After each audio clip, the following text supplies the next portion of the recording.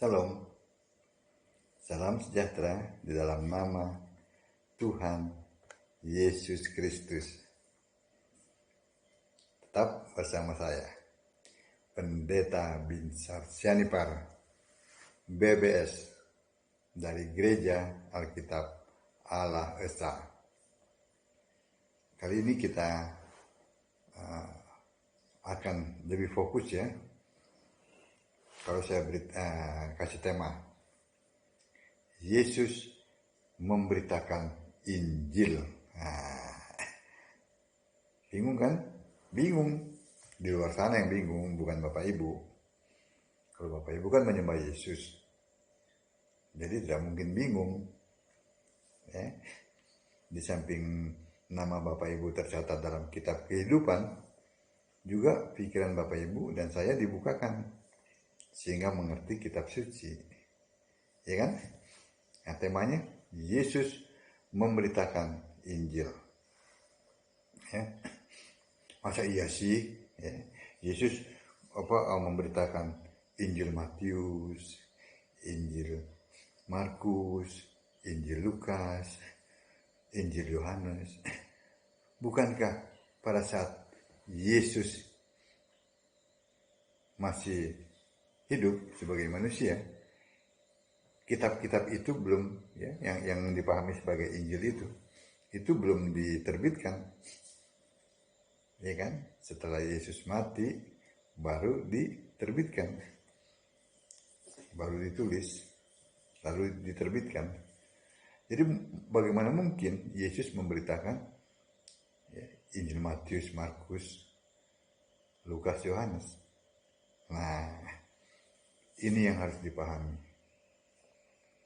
bahwa Injil, I-nya itu huruf besar, Injil itu bukan kitab. Injil itu adalah Yesus. Jadi intinya Yesus memberitakan dirinya, itu maksudnya. Ya.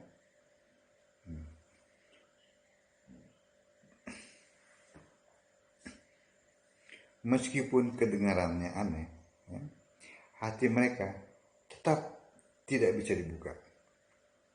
Bagi mereka Injil itu adalah kitab. Maksudnya mereka itu orang-orang di luar kita ini, yang di luar Kristen. Ya sebut sajalah mereka itu penganut Tritunggal. Biar tidak hoak. Jelas kan? Mereka tidak bisa menjelaskan bagaimana mungkin ya, Injil Markus, Matius, Lukas, Yohanes itu yang belum terbit tapi sudah diberitakan oleh Yesus. Mari kita belajar lebih lanjut. Yesus memberitakan Injil. Ya. Yang pertama, Markus 1 ayat 38. Yesus berkata, ini Yesus yang mengatakan, aku memberitakan Injil, karena untuk itu aku telah datang. Ya, maksud ayat ini adalah aku kan manusia, ya, memberitakan tentang aku sendiri yang kelak sebagai Allah. Pelan-pelan aja, ya. Itu yang pertama. Yang kedua, Matius 9 ayat 35. Yesus memberitakan Injil kerajaan sorga. Ya, maksudnya adalah Yesus memberitakan dirinya sendiri kelak sebagai Allah di sorga. Ya, dibuktikan, harus ada buktinya. Dibuktikan di kitab Wahyu 21 ayat 7. Aku akan menjadi Allahnya dan ia menjadi anakku. Juga dalam Wahyu 1 ayat 8, Yesus berkata, firmanku, firman Tuhan Allah. Jelas ya? Itu yang kedua ya. Sekarang yang ketiga, Lukas 4 ayat 44. Yesus berkata, juga di kota-kota lain aku harus memberitakan Injil kerajaan Allah. Ya. Dari kerajaan surga, sekarang kerajaan Allah. Sebab untuk itulah aku diutus. Tadi Injil kerajaan surga, sekarang Injil kerajaan Allah. Sama dengan Injil kerajaan surga. Maka Injil kerajaan Allah maksudnya Yesus memberitakan dirinya sendiri. Kelak Allah di surga. Amin. Injil artinya Yesus. Injil sama sekali bukan kitab. Ya. Sebab waktu Yesus hidup, kitab-kitab ini belum terbit. Jadi mustahil ya Yesus memberitakan kitab-kitab itu, ya.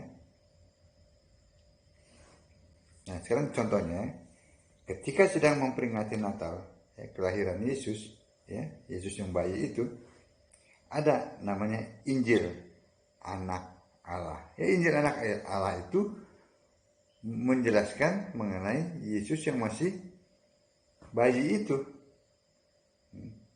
Kelahiran Yesus itu ya, Markus 1 ayat 1. Itu namanya Injil Anak Allah. Ya. Lalu setelah Yesus dewasa sebagai anak manusia, itu disebut Injil Yesus, Injil anaknya. Ya, jadi ada beberapa Injil ya. Lihat konteks waktunya. Waktu lahir itu disebut Injil Anak Allah. Waktu dewasa itu disebut Injil Yesus atau Injil anaknya. Ya. Lalu mati disalib dan bangkit menjadi Tuhan dan Kristus, maka disebut Injil Kristus. Terdapat dalam Galatia 1 ayat 7, ya. Juga ya di surga para malaikat memberitakan Injil yang kekal, ya, Alfa Omega. Terdapat dalam Wahyu 14 ayat 6. Amin. Jadi Yesus memberitakan Injil itu bukan memberitakan kitab Matius, Markus, Lukas, Yohanes, tapi dia memberitakan dirinya. Injil kerajaan surga, dia memberitakan dirinya kelak, ya, Allah di surga. Amin. Kiranya apa yang saya sampaikan ini terus memberi Bapak Ibu semangat membaca kitab suci, ya. Sehingga Bapak Ibu akan menemukan kebenaran bahwa ya Bapak Ibu sudah menemukan kebenaran karena Bapak Ibu kan menyembah Yesus.